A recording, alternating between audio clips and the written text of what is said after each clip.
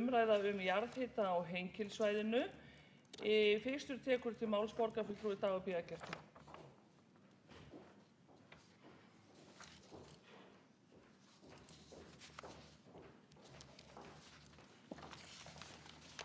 Forseti, ágæta borgarstjórn. Í borgarráði nýverið voru kynntar upplýsingar þriggja stjórnenda og Orkuveitu Reykjavíkur varðandi stöðuna á rekstri Hellisheiðarvirkjunar sem síðan hafa verið nokkuð til umræðu meðal annars í fjölmiðlum. Af gefnu tilefni til þess að reyna að ramma umræðuna inn að þá rétt að halda því til haga að þessar tvær stóru virkjanir, Nesjavellir og Hellisheiði, sem að Orkuveitan rekur, eru nokkuð ólíkar, bæði að tilorð en líka reynslu, að minnsta kosti enn sem komið er. Nesjavellir byggðust upp á löngum tíma og eins og Hellisheiðarvirkjun var kveikjan þar í raun þörf eða eftirspurn eftir auknu heitu vatni, en raforkuframleiðsla var nokkurs konar hliðargeta og það eru þó uppi spár á Nesjavöllum að framleiðsla fari minnkandi það bil 1% á ári, en svokallaðar viðhaldsboranir á 3 til 5 ára fresti eru taldar geta vegið upp á móti því. Hellisheiðarvirkjun er stærri, hún er með uppsett afl upp á 303 megavött og var fram á fullum afköstum var hún keyrð þannig til loka árs 2012 en er nú rekin með minni afköstum og þær upplýsingar sem að skipta frá í borgarráði var að áætlað væri nú að afköst orkuvinnslusvæðisins rýrni 2,3% á ári að meðaltali. Þetta skiptir máli bæði út frá sjálfbærni svæðisins en líka út frá í raun fjárhagslegum hagsmunum Orkuveitunar því að rekstrarkostnaður breytist ekki með minnkari framleiðslu, heldur tekur þá til sín skerf sem hlutfall af því sem fæst fyrir raforkusöluna. Það er auðvitað ólíkt með Nesjavallavirkjun og Hellisheiðarvirkjun byggðust upp mjög hratt og ég vil benda sérstaklega á kaflan það í úttektarskýrslunni Orkuveituna sem við létum gera á þessu kjörtímabili og það var út af fyrir sig hægt að hafa langt mál það en líka í raun þann framkvæmda þrýsting sem fyrirtæki setti í raun á sig sjálft með gerð orkusölusamninga til fjölmargra aðila þrátt fyrir fjárhagslega óvissu en líka ákveðna jarðfræðilega óvissu sem að fyrir hendi var og við skulum halda því til haga að það var ekki bara verið að tala að virkja á Hellisheiðinni heldur líka í Hverahlíð og þegar bent var á að það væri verið að gera orkusölusamninga umfram það að þá var vísað til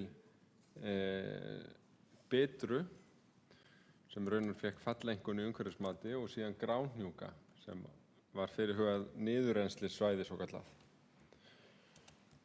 Og þannig að þessi umræða tengist auðvitað því að jarðhitanýting er mikilvæg og merkileg en hún er líka ekki að öllu leyti fullkönnuð og vandinn er sá að orkan er í jörðu niðri, er ekki sýnileg berum augum og við byggjum raun á kenningum það hvernig jarðhitasvæðið hvernig það er að gerð og þetta byggir ekki bara á því hvort það er orka eða ekki heldur samspili orku, heits vökva og þá gufu sem er notuð til þess að knýja viðkomandi túrbínur.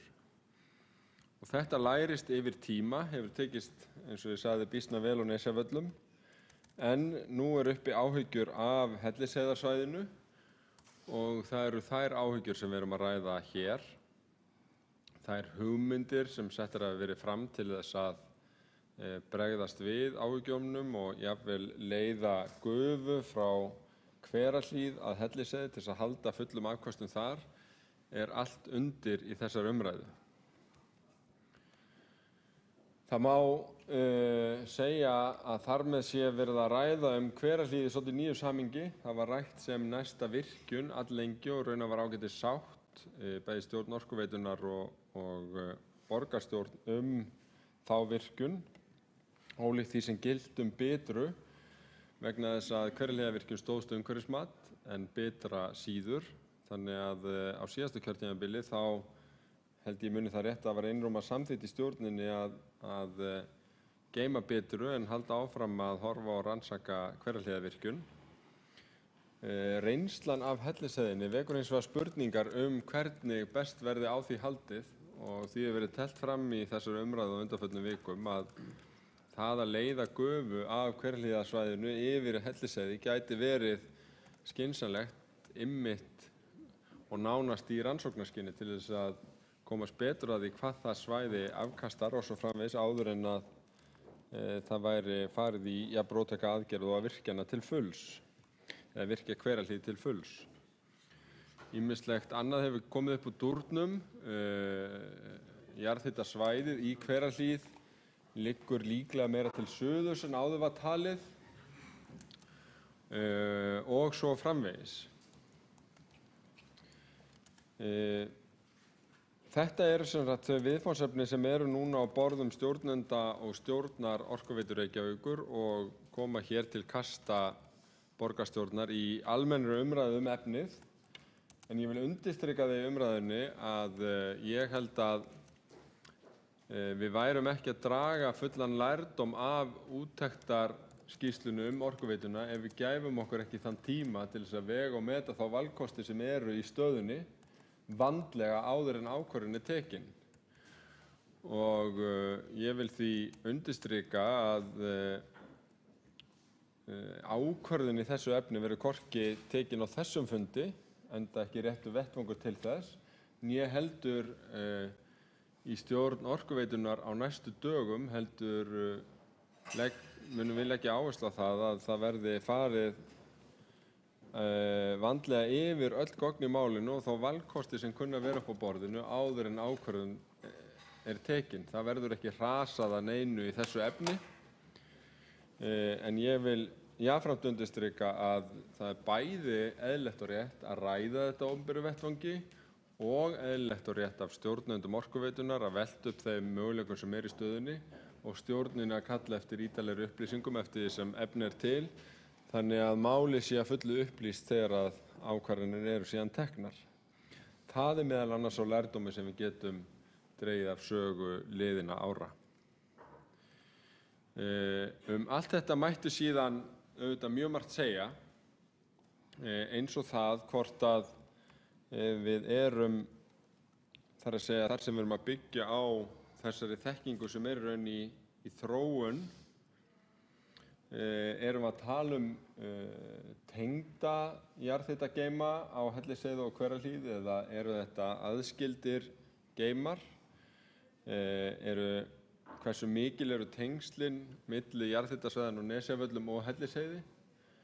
Við erum að byggja á tilteknum kenningum þetta en það getur haft áhrif á reynsluna af virkjunum mörgum á svæði sem eru tengd, hversu víða farið niður og borað. En það að sumu leyti jarðvísindaleg umræða, en það þarf að hafa eitt augað á henni. Það þarf líka að horfa til annarra umhverfishagsmuna og síðan fjárhagslegra hagsmuna og þeirra skuldbindinga sem að fyrirtækið í. En á endanum að þá þurfum við og Orkuveitan að standa undir nafni sem fyrirtæki sem virðir umhverfið sitt, sjálfbærni og samfélag og við munum þess vegna nálgast þessa umræðu af þeirri sömu ábyrgð og við höfum nálgast málefni Orkuveitunar áður á þessu kjörtímabili og í raun í allri vinnu sem að henni hefur tengst. Ég ætla ekki að hafa fleiri orða sinni en en áskil mér að sjálfsögðu rétt til að taka hér þátt í umræðunni eins og henni vindur fram. Til að draga þeim saman að Hellisheiðarvirkjun, eða sleggjan eins og hún hefur verið kölluð, að það hefur sýnt sig að þar dregst saman afköst virkjunarinnar, þannig að hún er ekki keyrð á fullu afli. Það liggur fyrir að gufu vantar til að halda uppi fullri framleiðslu og þeirri hugmynd hefur verið teflt fram að tengja Hellisheiðarvirkjun við Hverahlíð sem hagkvæmasta kostinn til að bregðast við þessu til skemmri tíma litið, og að endingu undirstrika ég aftur að við munum taka þann tíma til að skoða þessa mynd og þá kosti sem eru uppi áður en ákvörðun er tekin. Hér verður ekkert gert í hasti. Þá hefur Dagur B. Eggertsson borgarfulltrúi lokið máli sínu og þá tekur til máls borgarfulltrúi Sóley Tómasdóttir.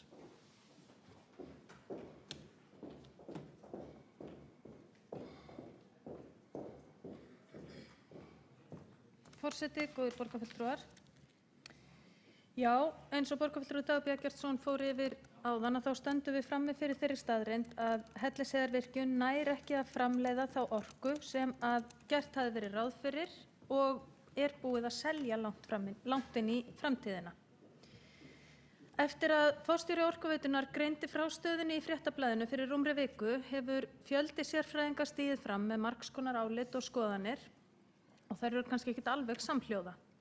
Guðmundur Þóroddsson, fyrrverandi forstjóri Orkuveitu Reykjavíkur, hefur sennilega verið manna djarfastur og einhvern veginn tekst honum að halda því fram að orkan sé nú bara samt þarna og við eigum bara að halda áfram. Á meðan aðrir hafa verið skeptískari og sumir hafa meira segja gengið svo langt að halda því fram að svæðið geti gefið okkur í besta falli 100 megavött ef við ætlum að nýta það með skynsamlegum hætti. Af hverju þetta fór eins og það fór er líka eitthvað sem fólk hefur haft skoðanir á. Uppbygging Hellisheiðarvirkjunar var einhver sú glefralegasta sem að sögur fara af í áföngum sem voru bara áfangar að nafninu til, en það voru framkvæmdirnar algjörlega samfelldar í stað þess að gert yrði hlé til þess að skoða hvern áfanga sig, draga á honum lærdóm og meta svo hvort og þá hvernig eigi að fara inn í framhaldið. 303 megavatta virkjun varð sem sagt að veruleika á mettíma og það er ekki fyrir núna, eftir 2 ára fullan rekstur, að fyrirtækið horfist í augu við vandann og kynnir okkur stöðuna. Það er sem sagt þannig að við horfum fram á miðað við áætlanir fyrirtækisins 2,3% samdrátt í raforkuframleiðslu frá Hellisheiðarvirkjun á ári ef ekkert verður að gert. Og það held ég að sé mjög varlega áætlun, sér í lagi þegar við vitum að framleiðslan á fyrsta ársfjórðungi þessa árs var 4% minni heldur en á sama tíma í fyrra. Sumir segja tóldjúsó og eiga fyllilega inni fyrir því, en það breytir ekki þeirri staðreynd að við sitjum uppi með 2 ára gamla virkjun sem framleiðir ekki það sem við ætluðum henni og við eigum ekki vöruna sem við seldum með óuppsegjanlegum samningum áratugi inn í framtíðina. Þessi 100 milljarða fjárfesting kostar sitt í rekstri saman hvað hún framleiðir mikið rafmagn. Og þá eru góð ráð dýr í orðsins fyllstu merkingu. Forstjóri Orkuveitunnar hefur kynnt það sem hann og sérfræðingar fyrirtækisins telja vera skynsamlegustu lausn vandans.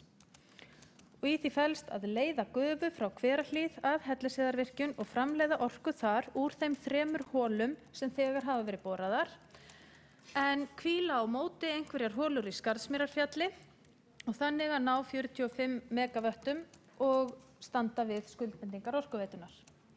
Kostnaðaráætlun vegna þess verks er 2,3 milljarðar króna og þannig gætum við komið í veg fyrir 165 milljóna tekjutap á næsta ári, helmingi meira á því þar næsta og þrisvar þá upphæð árið þar á eftir. Og svo koll af kolli. Þessi lausn ætti þannig að geta hjálpað fyrirtækinu til þess að standa við skuldbindingar. Auk þess á hún eða það eru uppi kenningar að hún geti leyst úr niðurdælingarvandanum sem er annar og sjálfstæður vandi sem að fyrirtæki glímir við, vegna þess að holurnar upp í Hverahlíð virðast vera mun þurrari heldur en þær holur sem að nú er verið að nota. Þar með ætti affallsvatnið að verða minna og auðveldara fyrir okkur að koma því niður aftur. Þar fyrir utan myndum við svo afla okkur dýrmætrar svokallaðrar vinnslusögu eða upplýsinga svæðið með því að hefja framleiðslu þaðan núna, upplýsingar sem að myndu svo nýtast vel til að undirbúa framleiðslu fyrir Helguvíkurverkefnið sem að við höfum einmitt skuldbundið okkur til þess að framleiða 100 megavött til viðbótar í, gaman að segja frá því. Lausnin sem sagt kynnt undir formerkjum ábyrgðar og skynsemi. Við erum að standa við samninga, við leysum málin á skynsamlegan hátt, sér í lagi eftir þá fjárhagslegu rússíbanareið sem fyrirtækið hefur gengið í gegnum undanfarin ár.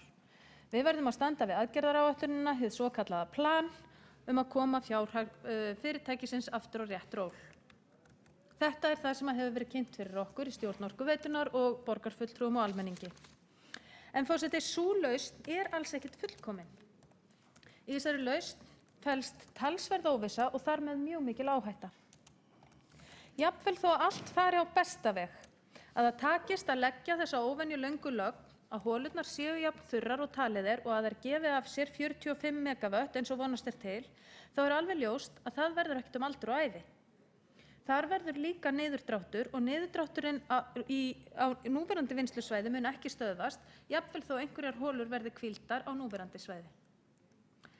Það því alveg ljóst að jafnvel þó lausnin verði eins vellukkuð og hugsast getur, þá mun þurfa að fjölga holum og það mun þurfa að stækka svæðið langt inn í framtíðina ef við drögum ekki úr væntingum okkar til virkjunarinnar og framleiðslu getu hennar. Það sem við verðum að gera að horfast í augu við að 303 megavatta framleiðslu geta aldur og ævi mun kalla á fleiri borholur. Ekki bara þessar 3 sem þegar eru til, heldur eins margar og Hverahlíðarsvæðið leyfir sem við vitum ekkert að því við þekkjum það eiginlega ekki neitt. Það mun líka kalla á borholur í Gráuhnjúkum og það mun jafnvel kalla á borholur á fleiri svæðum sem við vitum ennþá minna heldur Hverahlíð og Gráuhnjúkar. Þess vegna mun einhver kynslóð, einhver tíman, kannski fljótlega, kannski eftir áratugi, þurfa að horfast í augu við þann vanda sem að allt of hröð uppbygging og allt of samningsglatt fólk skapaði okkur á Hellisheiði. Og ég ekkert rosalega spennt fyrir því að fresta raunveruleikatékki þar til allt suðvesturhornið hefur verið þurrausið. Ábyrgð og skynsemi snýst nefnilega ekki aðgerðaráætlun fjármál Orkuveitunar til ársins 2016 og hún snýst heldur ekki að standa við algjörlega óraunhæfa samninga til ársins 2024 eða 35. Skynsemi og ábyrgð felst ekki í að leysa skammtíma rekstrarvanda Orkuveitu Reykjavíkur, hún felst ekki í að standa við planið eða þá óraunhæfu samninga sem hafa verið gerðir. Skynsemi og yfirvegun felst í að tryggja að Orkuveita Reykjavíkur geti lagt grunn að lífsskilyrðum í sveitarfélögunum alla framtíð eins og kveðið á í upphafsorðum eigandastefnu fyrir fyrirtækið. Málið að stóriðjustefnan, hún markast ekkert af einhverjum sýnilegum og afmörkuðum ákvörðunum. Hún kerfi út af fyrir sig, hún hugsunarháttur sem knúin áfram af óttanum við volduga hagsmunaaðila. Hún knúin áfram af samningum og rekstrarreikningum og áætlunum og áhættu sem að voldugu hagsmunaaðilarnir standa vörðum úr öllum áttum. Að snúa af braut stóriðjustefnunnar ekki eitthvað sem við gerum seinna. Við getum ekki bara klárað þetta og svo ekki meir.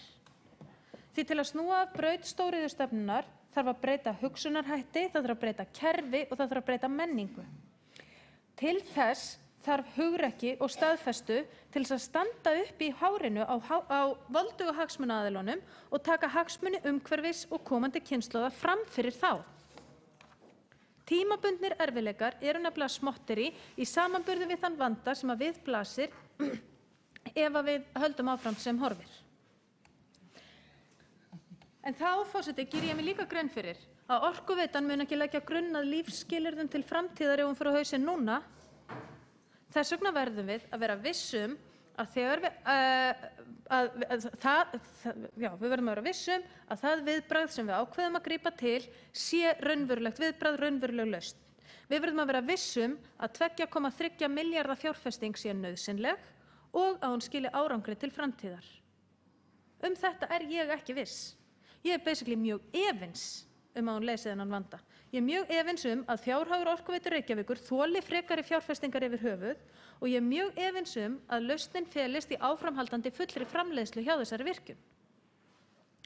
Ég vil vera vissum að það sé ekki hægt að endursemja þó ekki verið nema hluta af þeirri raforkusölu sem þegar hefur verið skrifað upp á.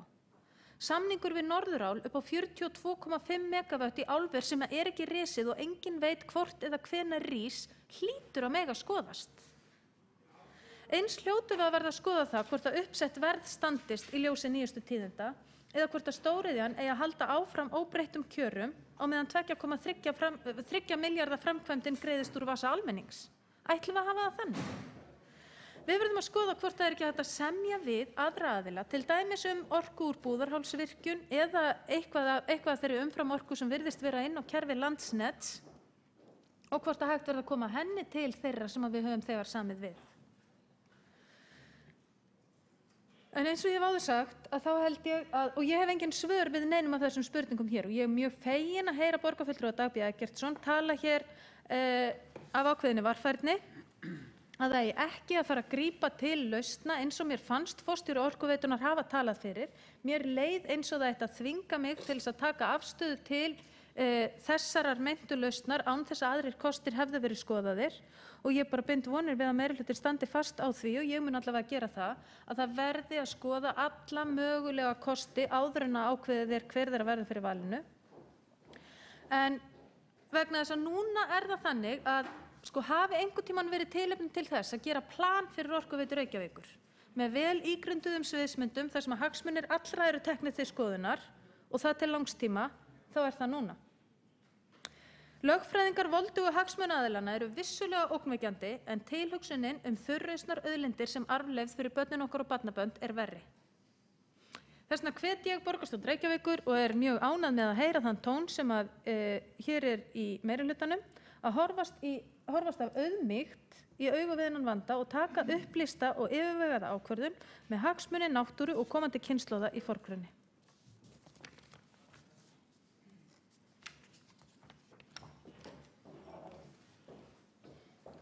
Þá hefur borgarfulltrúi Sóley Tómasdóttir lokið máli sínu og þá tekur til máls borgarfulltrúi Kjartan Magnússon.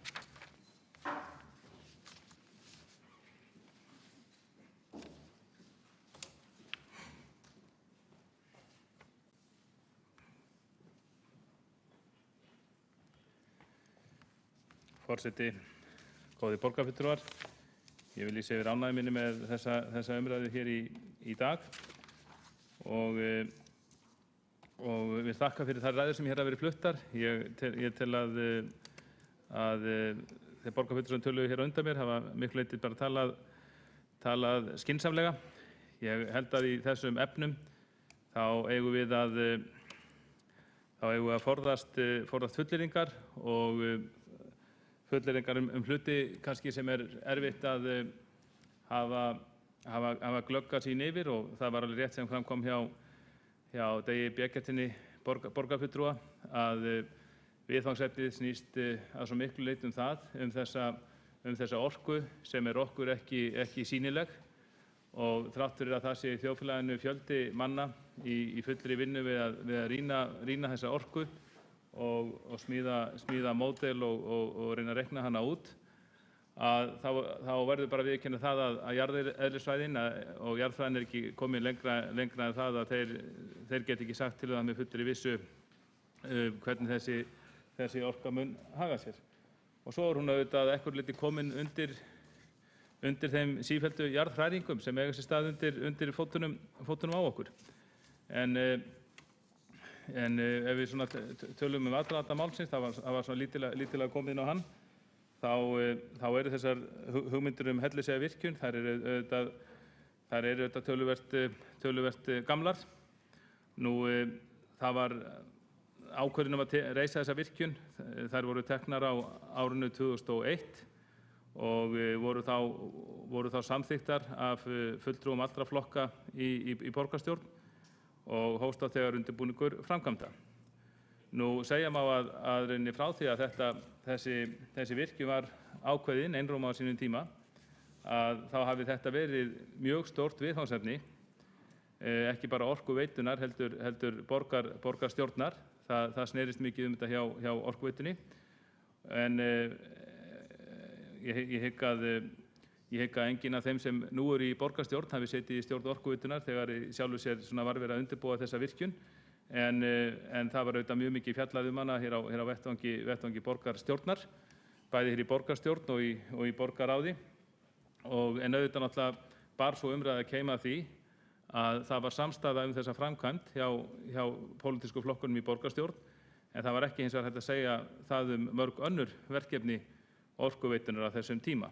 Þannig að segja má og þetta kemur ákveðinleiti fram í rannsóknarskýrslunni sem ég hér var vitnað til, að þetta þarf maður kannski að rifja upp vegna þess að önnur verkefni eins og til dæmis bara Lína.net og Rækjueldi og Orkuveituhúsið og einhverjir slíkir hlutir tóku mikinn tíma í borgarstjórn, en í umræðunni þá kannski féll þetta verkefni á sínum tíma einhverju leyti í skuggann vegna þess að það ríkti sátt.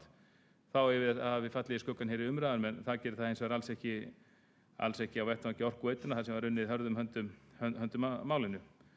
Og til dæmis þegar maður rýnir tilbaka þá sér maður að í áskýrslu Orkuveitunar vegna ársins 2002 að strax þá þegar í áskýrslu kemur fram að það sé stefnt að miklum fjárfestingum og lántökum hjá fyrirtækinu á næstu árum vegna Hellisheiðarvirkjunar og annarra nýframkvæmda sem bætast myndu við fjárfestingar vegna endurnýjunar eldri kerfa.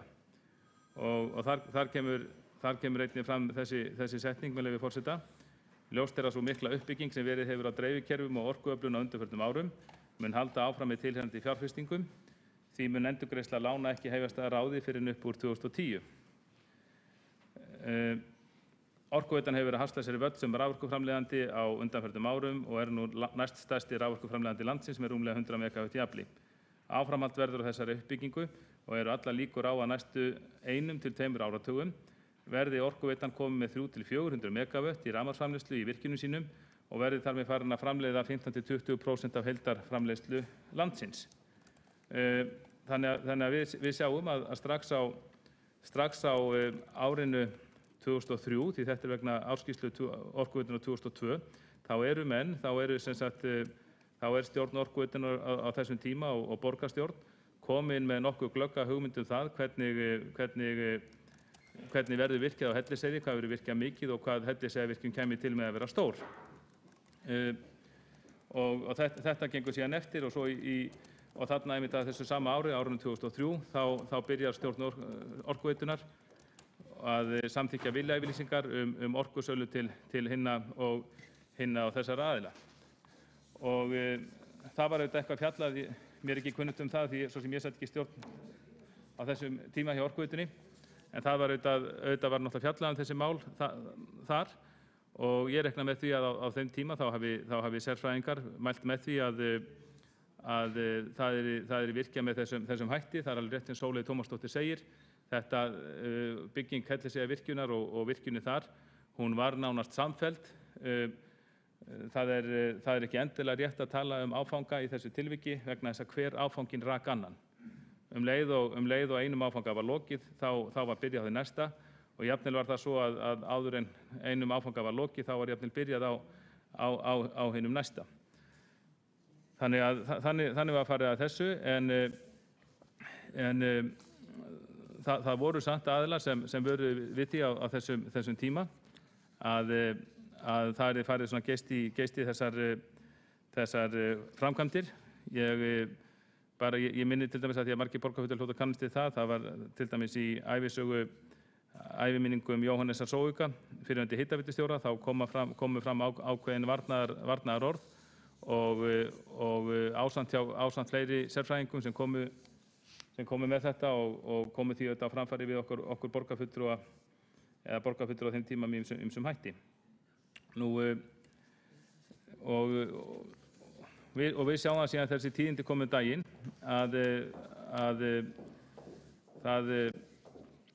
þetta er auðvitað stór tíðindi sem þarna bera höndum þegar við fáum fregnir það að virkjunin standi ekki undir þessari orkuvinnslu að óbreyttu.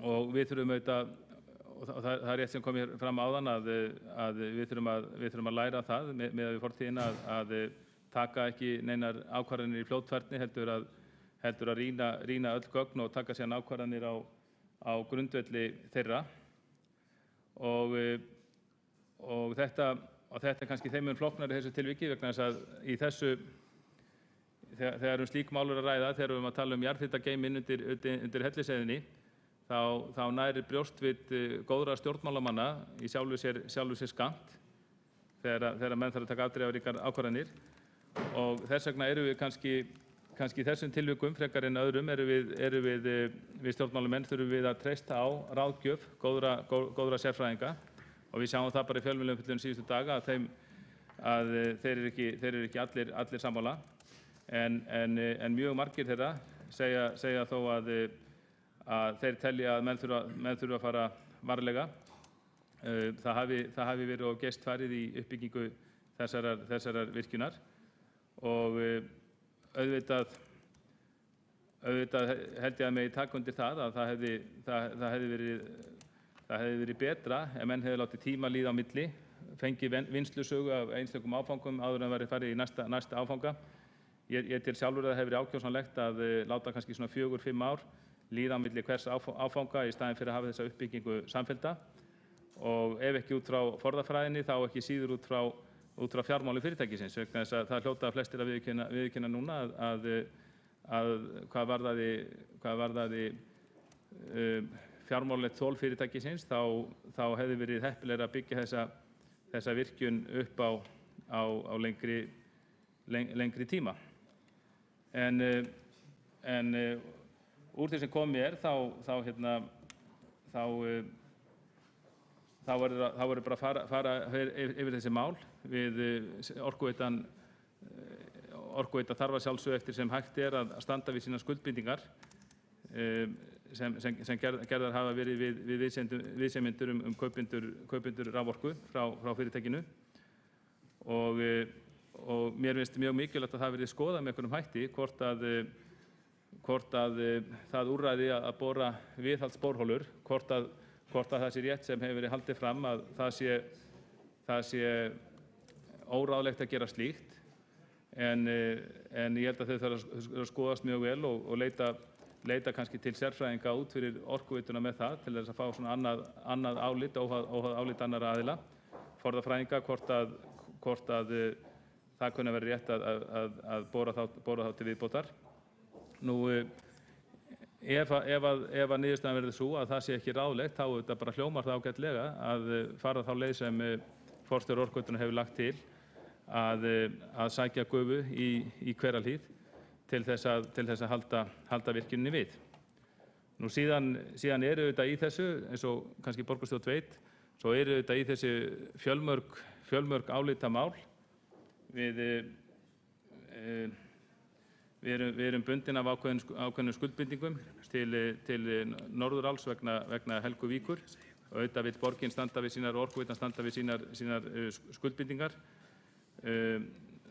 En þarna í þessu máli eru mörgu viðfangsefni sem eru ekki bara tæknilegs eðlis út frá jarðhita, heldur líka lögfræðilega flókin og það er kannski ekki hægt að fara yfir það hér í stuttri umræðu og ég held að svona út af fyrir umræðu í málinu þá gerir borgarfulltrúi sér það ljóst í stórum dráttum um hvað það snýst og það er ekkert einfalt verk að lenda þessu þannig að við séum vissum það að við séum að taka rétta ákvörðun út frá forðafræði og fjármálum og lögfræði okkar skuldbindingum hafa verið gerðar en það er viðfangsefnið eigi að síður og það er svo lending sem ég tel æskilegt að við náum í Orkuveitunni. Nú, það er mikið undir því komið að við fáum góða ráðgjöf í forðafræðinni. Við njótum góðra ráðgjafar innan fyrirtækisins. Erum það með jarðfræðinga og forðafræðinga sem vinna þessum málum fyrir okkur og geta gefið okkur ráð. En það er auðvitað sjálfsagt í svo stóru máli sem þessu að þá fáum við kannski álit fleiri aðila. Nú allir þessi jarðhitabransi, auðvitað ekki svo margir sem starfa við hann, auðvitað er þetta allt saman tengt og auðvitað við getum líka veltið fyrir okkur hvort það er hægt að fá hvaðan slíkt álit eigi að koma, hvort að það geti þá komið frá öðrum jarðhitafyrirtækjum á Íslandi og það eru auðvitað ýmsar leiðir í því efni. En ég held að sé mjög fínt að þessi umræða sé komin upp á yfirborðið. Hún hefur átt sér stað með einhverjum hætti án þess að hátt hafi farið, og bara gott að þetta skuli núna, að þessi gögn skuli vera orðin opinber og umræðan vera opinber, þannig að við getum síðan tekið bara ákvarðanir með vönduðum hætti. Ég vil hins vegar koma því að framfæri hér að ég tel að þessa umræðu hefði átt að taka fyrr í stjórn fyrirtækisins, og það væntanlega hér í borgarstjórn. Ég og við stjórnarmenn í Orkuveitinu, við náttúrulega gerum okkur það ljóst hvað forðafræði jarðhitasvæða er mikilvæg. Þetta er náttúrulega, það má auðvitað bara líkja þessu ef við líkjum þessu við sjávarútveginn, þá gegnir þetta bara sama hlutverki og hafrannsóknir eða ásigkomulag fiskistofnana, hvernig ásigkomulag jarðhitasvæðanna er. Við höfum líka þekkt dæmi frá útlöndum, það er rétt að það er ekki löng saga jarðhitanýtingar í sjálfu sér, en það er mjög þekkt dæmi til dæmis frá Bandaríkjunum. Þar var byrjað að nýta jarðhita í stórum stíl til rafmagnsframleiðslu árið 1960 á svokölluðu geysissvæði í norður Kaliforníu, og það gekk vel framan af, en svo fór að þeir boruðu allt of margar holur og reyndu að ná ómikilli orku upp úr of litlum geimi, stungu á mörgum rörum í blöðruna, ef svo má segja. Þannig að það dró úr kraftinum, og fyrirtæki sem voru þarna með orkuvinnslu lenti í miklum fjárhagserfiðleikum. Mér minnir að tölurnar hafi ekki verið á þá leið að það hefur verið komin 22 virkjanir á frekar litlu svæði, og þær hefur verið settar upp fyrir 1500 megavatta orkuvinnslu, en síðan dró úr þessu og fyrirtæki fóru þarna hausinn, og þetta er þekkt dæmi í þessum jarðhitafræðum. Mér minnir að nú er þetta svæði komið í þokkalegt jafnvægi, og það skilar cirka helmingi af þeirri orku sem var lagt upp með í byrjun. Það var kringum 750 megawatt. En þetta gerðist alltaf á árabilinu 1960 til 1985, eitthvað svoleiðis. Þannig að allt þetta náttúrulega höfðu menn í huga, og þetta er þekkt dæmi í þessari fræðigrein. Þannig að allt þetta höfðu menn í huga þegar að menn réðust í Hellisheiðarvirkjun, og þetta er auðvitað algjörlega ósambærileg svæði. Það eru auðvitað mjög mismunandi jarðhitasvæði í heiminum, en menn töldu sig á þeim tíma þegar ráðast í Hellisheiðarvirkjun, þá töldu menn að það væri algjörlega gert þar, borað á vísindalegum grunni, og það væri hægt að ná svo mikilli orku þarna upp, og rauninni miklu meiri orku heldur en þessum 303 megavöttum sem eru uppsett. Og ég hef rætt við ýmsa jarðfræðingum þetta, spurt það út í þetta geysismál í Bandaríkjunum, og spurt svona hvort það sé eitthvað leyti hægt að bera þetta saman við það sem við erum að gera á Hellisheiði. Og lengst af þá voru fræðimenn nokkuð sammála það, fannst mér, að þessi hætta væri ekki fyrir hendi á Hellisheiði, og nokkrir fræðimenn létu þá skoðun í ljósi mig að þeir teldu að of geyst hefði verið farið á Hellisheiði í virkjuninni, og við hefðum átt að láta lengri tíma líða á milli, en þeir byggjast nú samt við að þetta myndi ganga upp. Og það er ekkert langt síðan ég átti suma þessum samtölum, og þess vegna koma þessar fréttir auðvitað svolítið í opna skjöldu, en það er auðvitað mjög mikilvægt að við fáum þetta allt upp á borðið, og sem flestir borgarfulltrúar setji sig inn í málefni sem þetta, sem eru forðafræði jarðhitasvæða. Eins og menn vita, þá hefur stjórn Orkuveitunnar haft ærið að sýsla á þessu kjörtímabili, og ég var enda búinn að óska munnlega eftir því þar síðasta vetur að það yrði fjallað stjórnin fengi kynningu á forðafræði jarðhitasvæða fyrirtækisins, og það farið yfir þessi mál og skoðað þá með tilliti til Nesjavella og Hellisheiðarvirkjunar ekki síst. En stjórnin gaf sér ekki tíma til þess, hefði margt annað að gera svo sem, og að lokum þá brast mig þolinmæðina, ef svo má segja, í október síðastliðnum. Það var stjórnarfundur 19. október, og þá lít ég bóka eða laga fram tillögu sem var svo hljóðandi með leyfi forseta. Óskað er eftir að stjórn Orkuveitunar fái ítarlega kynningu á fornafræði jarðhitasvæði fyrirtækisins og helstu álitaefnum þar að lútandi. Þessa tillögu lagði ég fram sem sagt í október og henni var bara vel tekið af öðrum stjórnarmönnum og menn töldu bara, hún var ekki formulega afgreidd en það var bara talið sjálfsagt að verða við þessu. Og það skemmst frá því að segja að það var ekki fyrir bara núna daginn, sennilega á stjórnarfundi Orkuveitunar, 19. og 20. maí eitthvað svoleiðis, sem þar sést stjórnarfundi Orkuveitunar, sem við fáum í raun og veru þessa kynningu og þá var að töluverðu leyti búið að kynna málið á alþjóðlegri jarðhitaráðstefnu sem var haldin hér í Hörpunni í Reykjavík í mars og kynnt á fyrirlisti þar sem ég satt og síðan var þetta kynnt á innanhúsráðstefnu í Orkuveitunni kannski sem 50 manns sátu þarna, ég held að það hafi verið 7. eða 8. maí eða 10. maí, eitthvað í kringu 10. maí. Þannig og ég sagði þá síðasta stjórnarfundi, ég bara varð að segja það, mér fannst það nokkuð sérstakt að svo mikilvægt mál skyldi vera látið bíða svo lengi, sérstaklega eftir að það hafi komið formleg tillaga það í október síðastliðnum að við fengjum kynningu á þessu.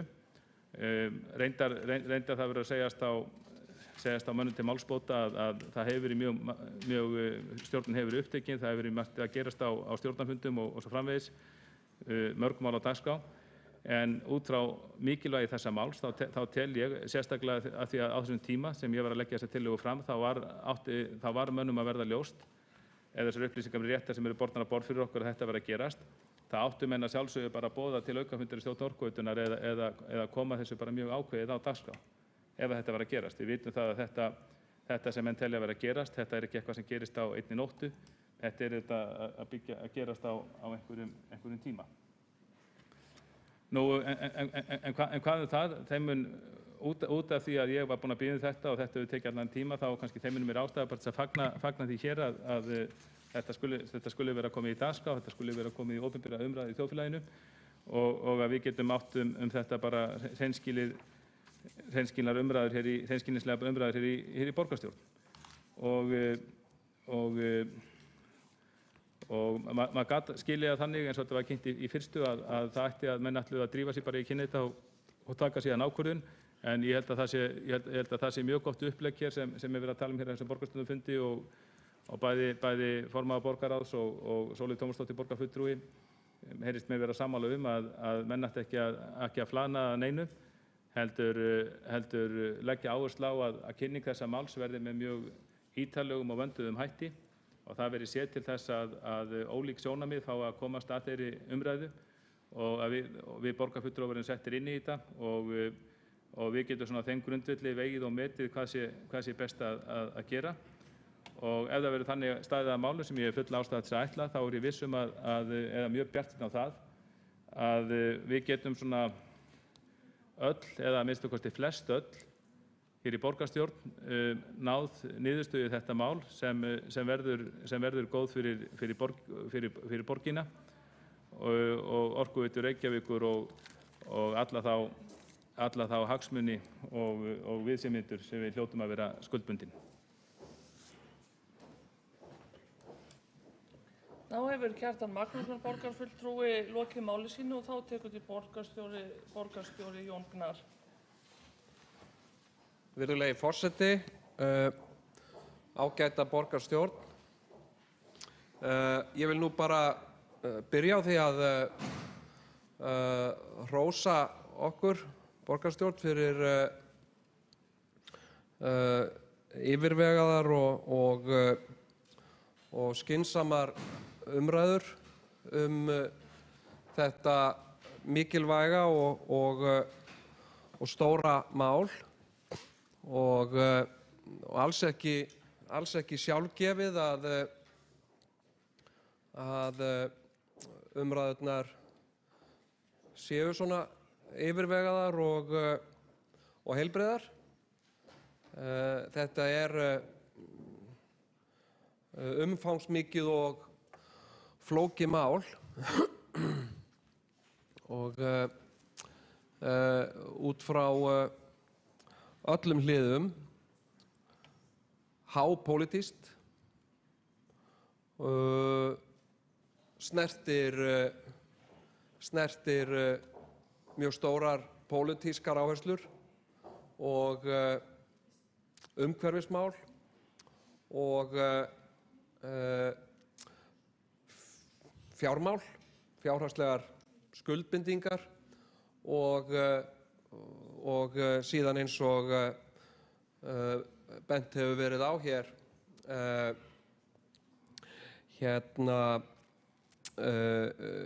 lífsskilyrði komandi kynslóða sem að við viljum náttúrulega tryggja að verði með sem bestu móti. Og það er mjög hætt við því að svona mál taki á sig svona einhvern blæ vænisýki og það er mjög stutt í samsæriskenningar og við höfum tekið eftir því til dæmis í umræðum í fjölmiðlum að undanförnu. Það er mjög skammt stórra högg á milli. Þetta er bara mjög flókið og viðkvæmt mál og hápólitískt. Síðan er kannski svona ein gildra sem að manni hættir til að falla í, og það er að fara að ræða flókin mál eins og þau séu einföld, og það er ákveðin leið til þess að leysa flókin mál. Það er að bara halda því fram að þau sé ekkert flókin, það sé bara mjög einfalt og oft þá í formi þess að einhver stígi bara fram og leysi málið og reynsla okkar af slíkum lausnum er yfirleitt slæm vegna þess að einhver svona skyndilausn fyrir einhvern, hún getur skapað síðan ógrynni vandamála og verkefna fyrir síðan komandi kynslóðir og þá sem að síðan fylgja eftir og ákvarðanirnar þá ekki teknar með því tilliti til komandi kynslóða. Og ég held að það sé þessu máli til mikilla heilla að við leggjum okkur fram, og ekki bara við heldur við hér í borgarstjórn, heldur bara sem flestir, að halda stillingu og skynsemi og það er fullur vilji til þess hjá öllum, held ég, að reyna að leiða þetta mál til ásættanlegrar sáttar fyrir flesta. Og þannig að við getum sagt með sanni að við séum að leggja grunn að góðum lífsskilyrðum fyrir komandi kynslóðir með fullri virðingu og tillitssemi við náttúru Íslands. Takk fyrir.